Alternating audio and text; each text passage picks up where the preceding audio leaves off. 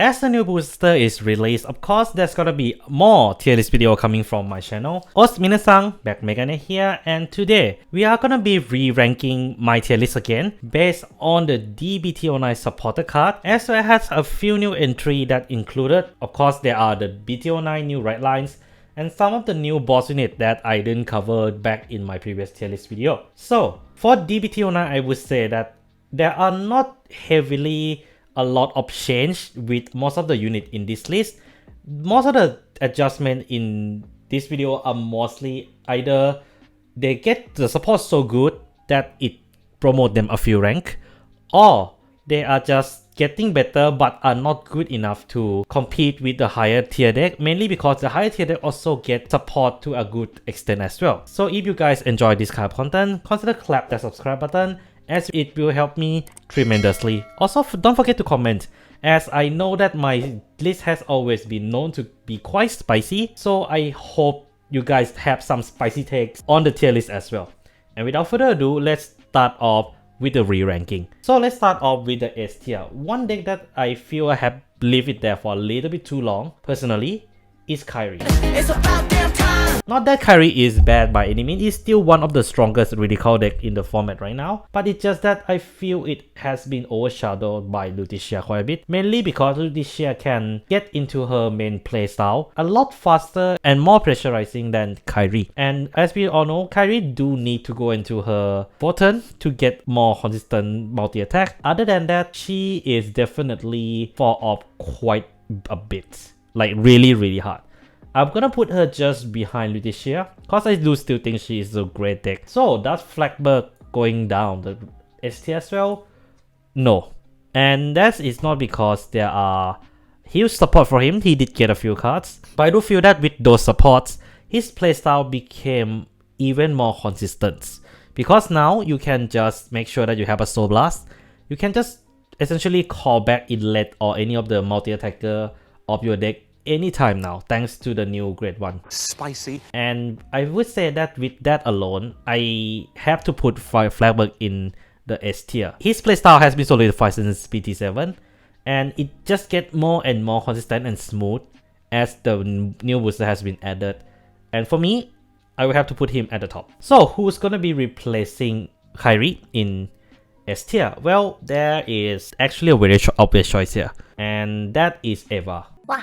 Not saying Eva has been not very good compared to this deck at the top, but it's just that Eva had just received a new card that just make her BT08 support a lot more playable for her, and that is in the form of Roy, the Dragon Tree cards. And I would say Roy, together with Fryhigh to an extent, really improved that Vanguard deck's consistency by a huge amount.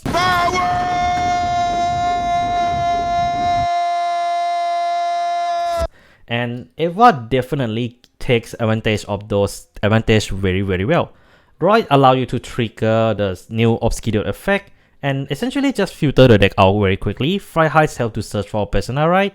Of course, the deck does go into a little bit more counter blast heavy territory, but the other research that everyone has been trying to buy it or sell it for like almost 50 bucks is a solution. A soul and a counter charge. It's essentially just fixed a lot of Eva issue now.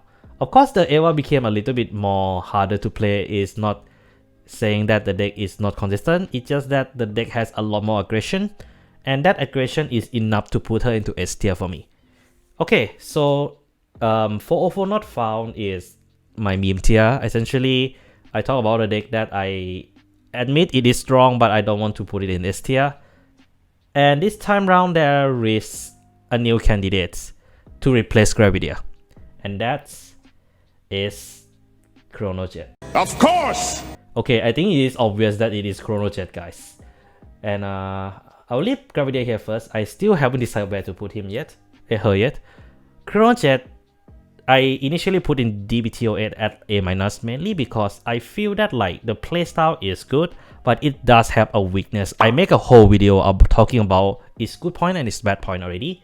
But just to put it TLDR, Chronojet didn't get any good support coming from this booster, but at the same time he did get a lot more playtime. Personally for me, I do still think that it's low cost and very easy to build style of its deck. With the way Stride deck set is promoting, it's just very easy way for a lot of people to have a huge turnout for the Chrono Jet.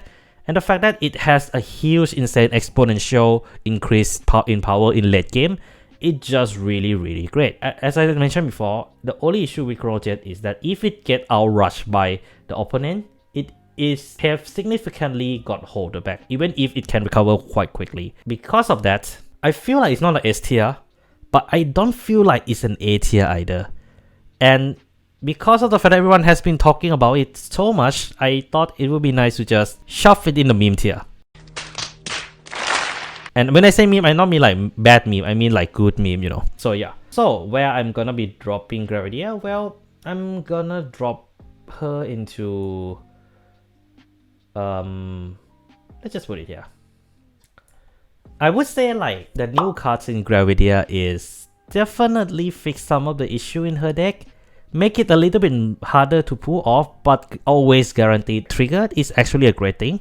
Especially if you don't understand the new support way of wording. Is essentially you have to drive check until you hit a trigger. So you can just drive throughout the whole deck and then until you hit the trigger. Do leave in the comments below if I get it wrong, cause I feel like there are some people said it only can give you one more drive check. Some people say drive until you hit trigger. So I'm still very confused the way this card is being played.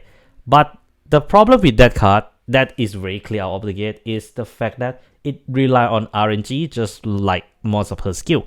So with all that being considered, the fact that she has so much luck, as much or not even more so than deck like Bastion, I have to put her in A tier. Because of that uncertain factor, it's just so high that I cannot ignore it to consider it to be a bad deck. I mean, it was a meme deck. Let's move on to A tier, and I would say there are quite a few entries I would like to drop them out of the list. The first one, of course, I have to put in the top of A tier is Overlords. I do think that with the new promo that does help you to put Dragoning Overlord from Soul into the... Why I can't put... the promo that does help to put Dragoning Overlord from Drop Zone into Soul helps the deck consistency quite a bit. And I would say that since then, Dragoning Overlord didn't really change much. The cards that were support for Dragon Empire this time round are either Jiwa related or retire related. So yes, you can technically run vertical in the Overlord deck, but I feel like most of the Overlord skill activate during battle phase, so it's kind of useless as vertical only activate during main phase. But he is still a very powerful deck nonetheless. Ability to just get 2 Vanguard attacks on the first grade 3 turns is just insane. So with all that considered, I still have to put him in like the top of the A tier. On the other hand though, the deck that I want to drop, there are 3 decks in particular actually. Sorry, there are actually 4 decks I have to drop them out of the list, at least from the A tier to A minus. And the first one is Orphis. I'll put him into this tier. He's still one of the top strong deck around. It's just that his playstyle kind of have an issue of draw power. That sounds weird coming from the deck like Orphis, where it does have quite a lot of free spawning as well as draw from the order and everything, but that's the problem. The fact that you draw into a lot of orders means that you also have very weak hand offense, and Orphis are actually quite weak against the deck that can rush it during that period of time. So with all that considered, I have to drop Orphis down a bit. It is still a very successful, powerful deck. So the other few decks that I have to talk about are Bastion, McMegane. What? I'll put him behind here. Bastion here, and Tegra. Okay, that's a lot of drop, doesn't it? So here's the thing. Barrow kind of suffer from the issue of the new cards doesn't really help him that much, and he has always had a slow, good support to begin with. And that actually hurts him a lot this time around, because a power boost that many of the decks got through the generic support from this booster, it actually maintained their positioning, but Barrow cannot take advantage of any of them, mainly because of his playstyle as well. So for Bastion, I know he did get Rondare, but I would say that his playstyle has a similar issue with Gravidia being very luck based. But unlike Gravidia, where she still can do a lot of utility, Bastion a little bit rely on luck. Like you always either see a really strong Bastion turn or a really bad Bastion turn. There's no mid ground that you can do in the middle for Bastion Prime. So because of that, I have to drop him as well.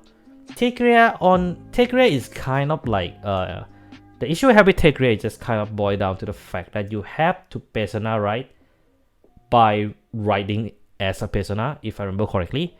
So because of that, you have half of her effect locked by turn 3, and if you cannot use the skill, if you cannot do the alternate persona riding, you kind of lacking behind in terms of offensive power as well. So because of that, I have to drop her down a bit. And also there are other Keter deck that has a better consistency and aggression compared to her at the moment. I will come to that very shortly actually. Okay, so that's pretty much for the deck in the A tier. There are quite a deck that drop off from the A list. So who's gonna be filling this gap? The first deck that will be filling the gap immediately is Minerva. Minerva is kind of boils down to one thing. If you can get the first two right line effect off, you are more or less pretty set for a really powerful deck. The deck has an extremely strong and consistent multi-attack, has a lot of recurring skill as well as Vanguard pressure. Of course, unfortunately, she cannot take advantage of some of the more recent support because of how expensive for those support is for her in the deck. But I would say that Minerva are definitely one of the deck that you should be looking out for. The only drawback I would say for a lot of people is that it is very expensive. Then we have another deck that will be going after A tier, and that is one eternity later. Magnolia. Personally for me, what make Magnolia go back to A tier from A- kind of boils down to two reasons. The ban has been lifted, and now he got the GOAT. That's why he's the GOAT! The GOAT! This means that he can essentially just run both Inlet and GoGoat engine, meaning that he can draw into a lot of cards, maintaining his consistency and his defense. And of course, he still maintained that 6 attack, and I think it's even more stronger now thanks to the fact that GoGoat is also a very decent beater. On top of cards like Inosulas, Garfield, and I think that's the the tiger. This allows Magnolia to recycle a lot, and not only that, get a lot of huge power during turn 4. And I'm not saying that the grade 3 Magnolia deck is bad or anything. The deck are strong, but I feel that Elder is still better in this regard.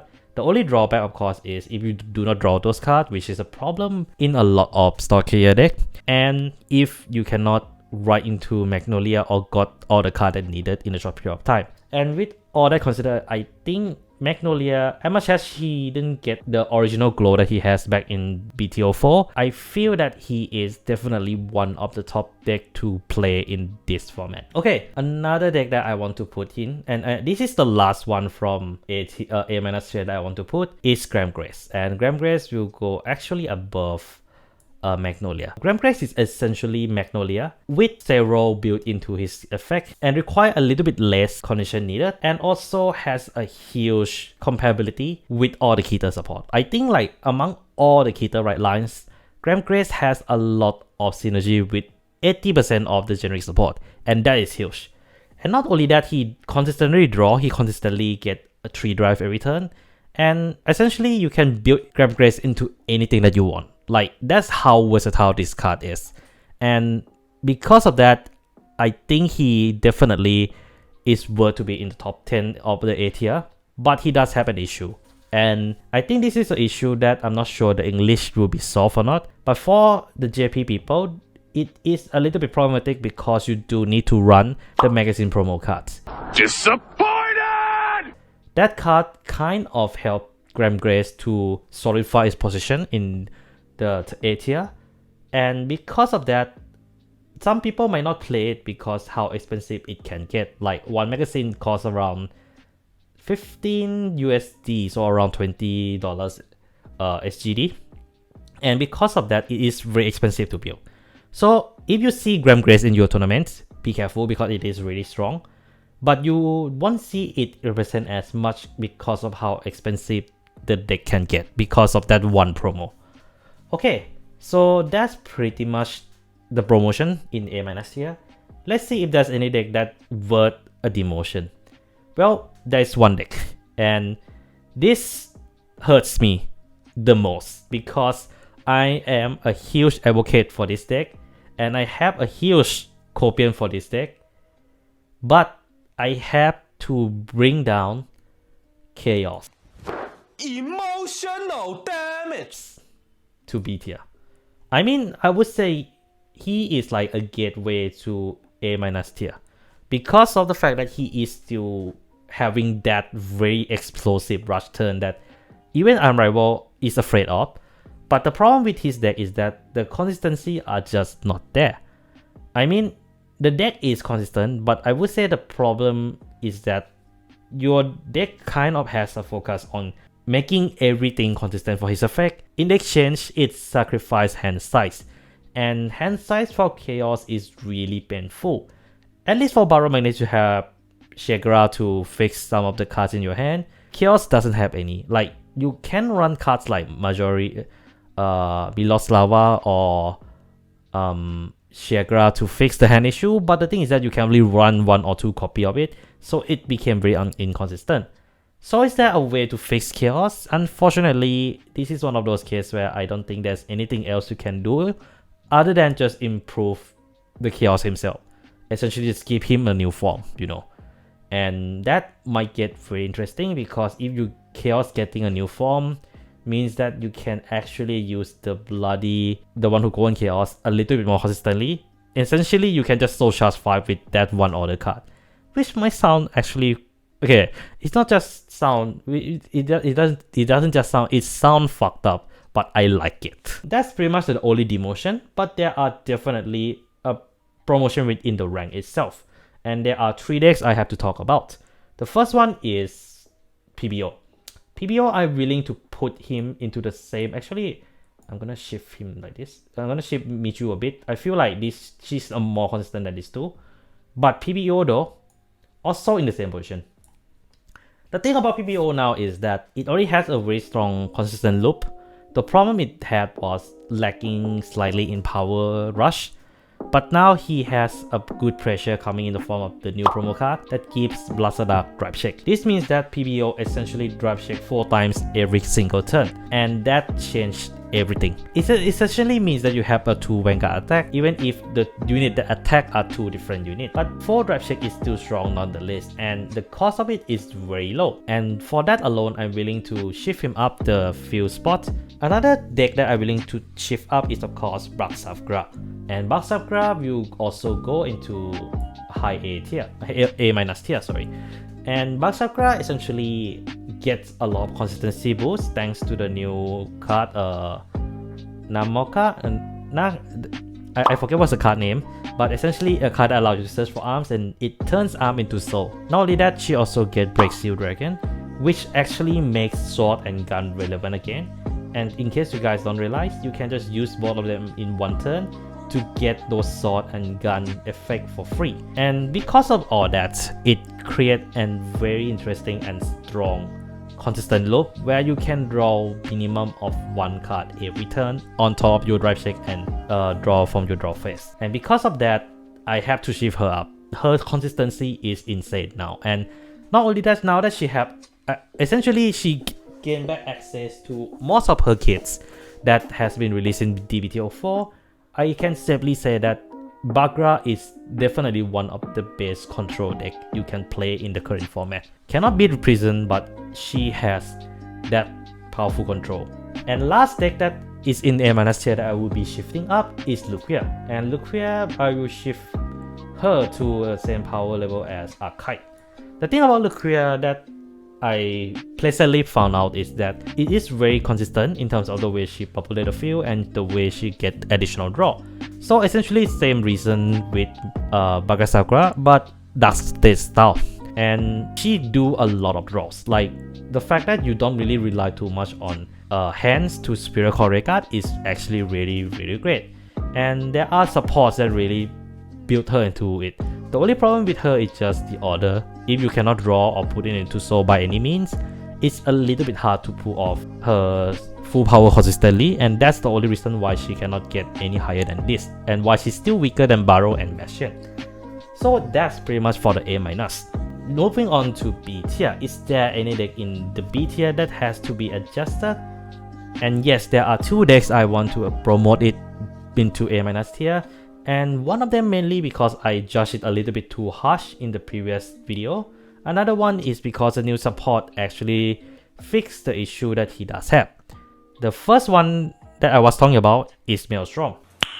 Nice. I'm not gonna go into deep detail of it, but essentially he has a really good consistency, which I feel like I'm being too harsh on. Like, I'm judging that ability of his a little bit too harsh. It's not as bad as I thought it was, and I think he deserved to be just right beside Roro.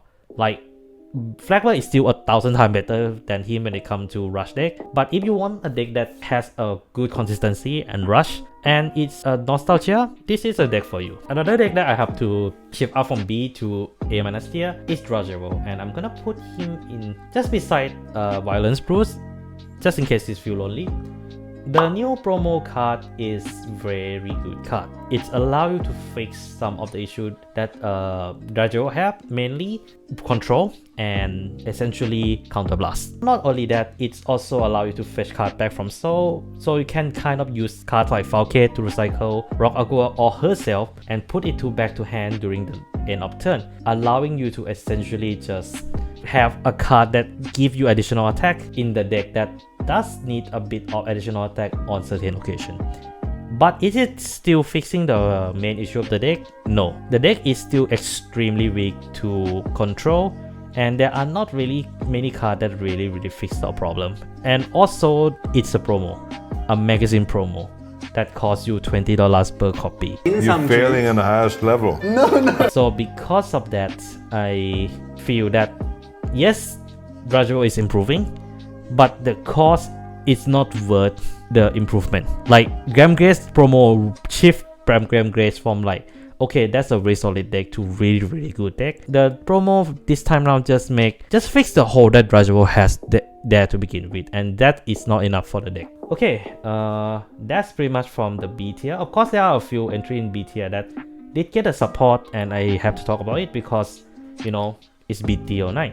So the first one I have to talk about is Linon, and personally for me, the new card that Linon received in the form of the promo is great. Fix the soul issue. It gives more power to the additional rear card the other rear card that you have on the field, which is great. But the problem, her consistency increased, but so does every other deck on top of her, and because of that, she have to stay at where she is. And next up we have Jiwa, which is gonna be tough for me to judge because, let's be real, the new support is really shit. Why you booing me? I'm right. In a sense that it tried to mix overdress and cross overdress together, but I feel like they are not thinking through enough. So I will have to freeze Jiwa proper ranking until next tier list, so DBT10, as I feel like I have to see what the new Warrior can do, or what the new card they're actually giving to the Novana can do, because if it feels like the seed has been sown with this booster and it will grow next booster. That's what I feel. And for Eugene, same thing with Linon. It does get a few new cards that really makes it stronger, but not strong enough to push it up to a rank. Like, yes, you did get a grade 3 that can be a booster and search for one of the best cards for Eugene, base harvest. But the problem is that Eugene is a reactive deck. So if there's a card, unless there's a card that forces the opponent to put a red card onto the field, I feel that Eugene is gonna be perpetually stuck in like a middle of the B tier. Well, at least it's not a meme tier, I guess. So yeah. Okay, that's pretty much from the B tier. And last but not least, we have C and D tier. I will go to D3 tier first because there's only one entry I have to talk about, Shoutout, and I'm gonna shift him up to bottom of C tier. Same issue with what I did to Maelstrom. I think I judged him a little bit too harsh on my previous video on how inconsistent his playstyle is. It's not as bad as I thought it was now that I have tried the proper Shoutout deck, but its problem is clearly there. It eats through quite a lot of resource for something that other decks can do for much lower cost. And because of that, I gonna give him a bump up, but this is not a proper bump up. I feel like if he get a really good support, which I think the PR does fix some of his issue. But personally for me, I think Shoutout will need something that really push his playstyle a little bit more compared to the other boss that I'm gonna be going through after this. Okay, moving on to C tier, and this is where it gets interesting because there are quite a few decks that I want to promote. Like there are no demote at all from C tier to D tier. So let's start from the top. Majesty Lord Blaster, I will shift it to bottom of the B tier. The new support allow him to go full attack, but because of the fact that he still need Blaster Blade and Blaster Dart specifically to use the skill, it's still very annoying to deal with. I would say the only way to fix Majesty Lord Blaster is essentially give a card that can be treated as Blaster Blade or Blaster Dart. You know, something like the Spirit archetype, the Blaster Blade Spirit and the Blaster Dart Spirit. I thought it would be nice to add those into the deck, and that's when I would say MLB is a little bit more playable. Next up we have Velstra, and this, my friend, is the last entry into the A tier of this video, and he lands right above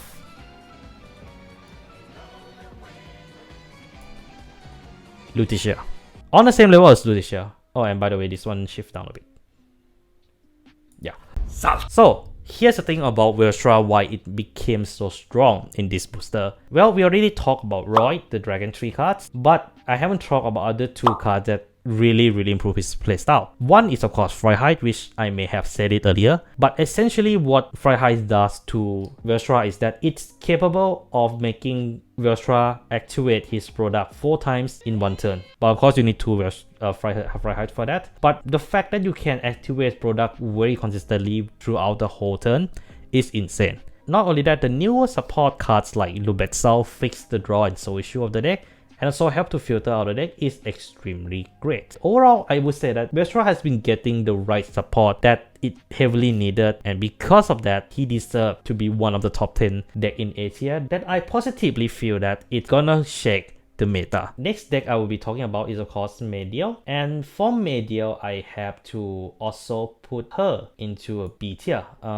just above 4 tier I guess. So here's the thing about Medial that is improving. Her new promo essentially allow you to essentially just activate her base skill from her Counterblast 2, and that alone actually improve her playstyle a lot because she already do 5 attack normally. But I would say she's still a very hard to play deck because there's not a lot of cards that help her to mill Vanguard from deck to drop zone, and those are RNG as well, so it's kind of like Grand Blue issue also. I feel like she need a proper new support, like something from really cool Fort Booster to really improve her skill properly and solidify her playstyle. And last deck that I'll be talking about is Hero, and Hero are definitely A- now. I don't know what's with Bushiroad, but the fact that they have released almost every single card that was released in Vanguard is a hit is insane. And even for the deck like Hero, the card is a huge hit. It helps you to scout, which is something that the deck really needs. It helps you to generate a rear guard and a beater, which is something that the deck kind of lacks slightly. And on top of Dynamo Power +5 to all hero rear guard, this means that you have a very strong rear guard to really just win for a good number while still boosting your defense. The only issue I'm seeing with the Hero now is that the deck does need a bit more counterblast now, so you might have to start running cards like the Unflip Monster or Boba Mine. So essentially huge improvement, and I feel like that single card really solidify the kind of like a breadcrumb of good support on hero cards that has been lying around since like DVT7 to 8. Now that we have talked about every single deck that is already on the tier list, now let's talk about the new entry to the tier list. So starting off with Megalodon, and I'm gonna have to put him straight beside Tamayura. This is essentially Magnolia with Dragon Empire. What makes this card so strong, it just kind of boils down to the fact that it can copy names on the card that is in the bind zone for 1 turn. This allows you to activate cards like Unprecedented Draw Effect and also essentially activate his additional power skill. This means that you essentially have a 2 to 3 rare cards of Unprecedented in the back row to swing from the back row, and you can put anything to the front that essentially just swing for a good number as well. So essentially, Megalon Suji just is a very consistent 6 attack deck that you shouldn't underestimate. The only issue I would say with the deck is just simply boiled down to the fact that it cannot give the Persona Right boost to the back rows. Okay, next up we have Avocado, aka Avagant, the tactic guy, and I would say for now he is in B tier. In the sense that his turn 3 is a little bit iffy, because if you manage to hit him with a Vanguard attack, you get quite a decent advantage. If you didn't really gain as much advantage. And that's where Avagan problem lies. It's like, it's a good pressure deck. Like, I would have ranked it higher if like it, instead of like you have to hit the Vanguard, you have to make sure the opponent is a grade 3. Something like the restriction they put on Violence. If they put that restriction on this card, I would have liked it a little bit more. It does lack a way to play more tactic in one turn and put more than one tactic into soul in one turn from other zone. So if there are cards that fix those issues in DBT10, I can see him going up a few ranks, or maybe just one. Okay, next up we have Unica, and I'm gonna say Unica is a pretty decent deck to start off, but it does have quite a few big glaring flaws that I have to put her in the same position as Avocado as well. You see, in Unica deck, you need critical trigger in specifically to pull off the effect. Some of you might think, oh, that means that you can just put one into the right deck. It sounds easier than it actually is, and that's the problem. While Dredgeable does have a very specific soul requirement, it does not have a very extremely specific requirement like critical trigger is, and because of that, it makes it really hard for Unica on certain turn. If she cannot pull the trigger, like critical trigger at all, she is in a huge disadvantage. And when I say that, I would say that 40% of the games that I have tested with her has that issue.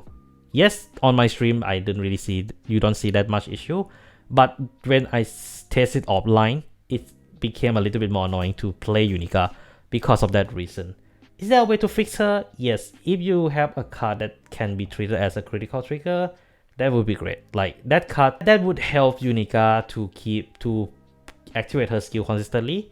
And personally for me, I don't want to see Unica get a restander, cause I'm personally sick of restander in Overdress. There are just way too many of them, and we need something a little bit different. Okay, next up we have the Purple Bruce. Personally for me, I'm gonna put him in this spot. Better than Maelstrom in my opinion, mainly because he has a very interesting interaction with Diablo Lost cards. But I feel that the fact that it does lose quite a bit of offense kind of hold it back from going into A tier, but it is still strong deck nonetheless as compared to Red Bruce. I would say the only thing that will improve Red Bruce now is if it can activate the Final Rush faster. While Wildman's, I would say if there is a card that can play into his playstyle better, I would say it will improve his decks as well. And since DBT10 is coming, I can kind of guess that he will be getting support as well, being a Danji's main unit. Okay, we have come to the last two decks of this tier list, and the first one is Grand Fear. What does the fuck say? And I can't happily say that Grand Fear is a really powerful deck. I'll put him right here. The thing about Grand Fear that I see is an issue is that a lot of cards that you will be running in his deck are usually focused on generating plant token, which allow Noble Rose token to get a lot of gauge, and therefore big Vanguard PP number issue. One eternity later. And therefore big Vanguard PP number. And that's what makes him so strong. He has such a good pressure on Vanguard, and he has a decent pressure on Vanguard. The only issue right now is that he needs something that do more than one job for him. Luckily, the PR did fix the issue for him by using that counter blast that he don't use a lot and turn it into a draw, which actually is very helpful for the deck that does lack in hand size. But overall, I would say Grand Fear is definitely a very slept-on deck that I have seen in like the in the discussion and everything.